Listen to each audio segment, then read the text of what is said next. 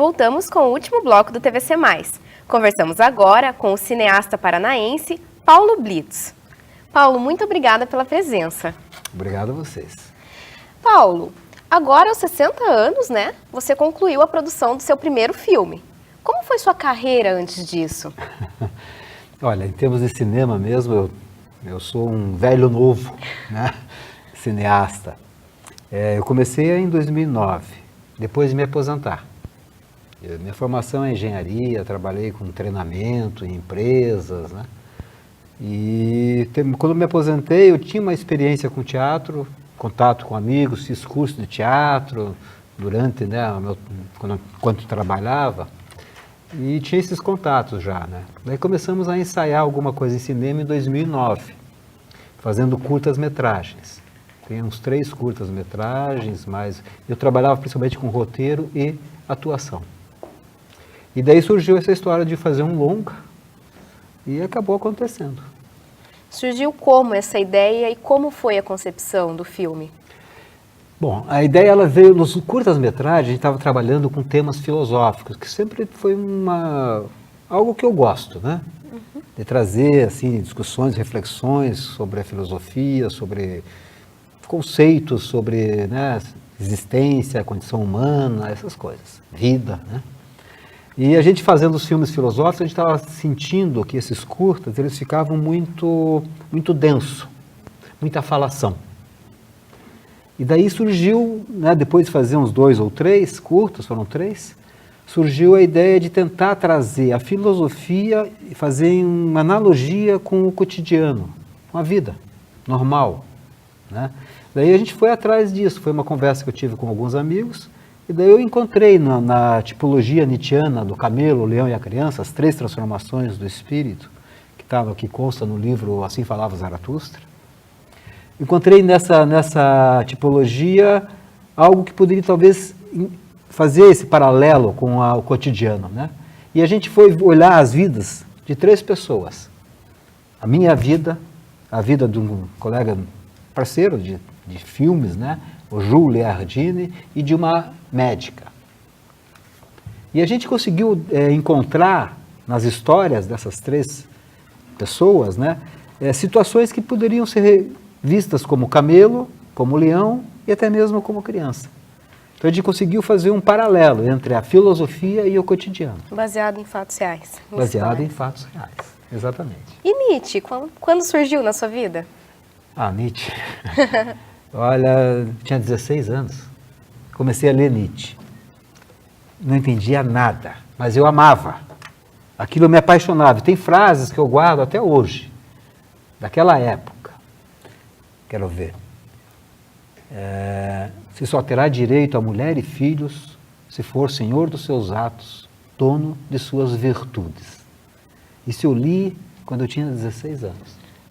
Não entendia mesmo. Hoje eu começo a entender, a tentar entender alguma coisa, trabalhando mais. Por isso o Nietzsche, por isso pegar o Nietzsche, porque naquela época que a gente estava conversando sobre o cinema, eu estava lendo o texto, relendo a Zaratustra, tinha escrito aquele texto das 3 transformações do espírito, né? Tinha escrito para um colega, falando do texto, comentando. Daí as coisas casaram. Se encaixaram. Isso. Agora falando um pouco sobre o orçamento, né? Existe uma polêmica, né, sobre a Lei Rouanet, né?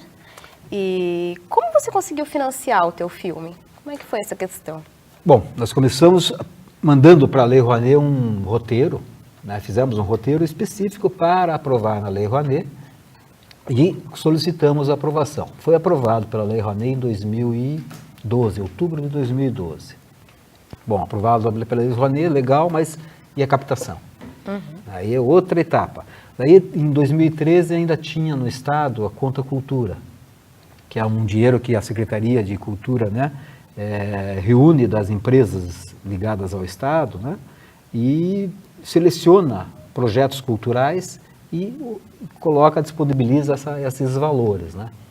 E nós aí, sabendo dessa lei, nós fomos lá, apresentamos a proposta do filme, né, aprovado na Lei Rouanet, tinha que estar aprovado na Lei Rouanet, solicitando então essa captação de valores de um orçamento que estava previsto nesse projeto em 277 mil.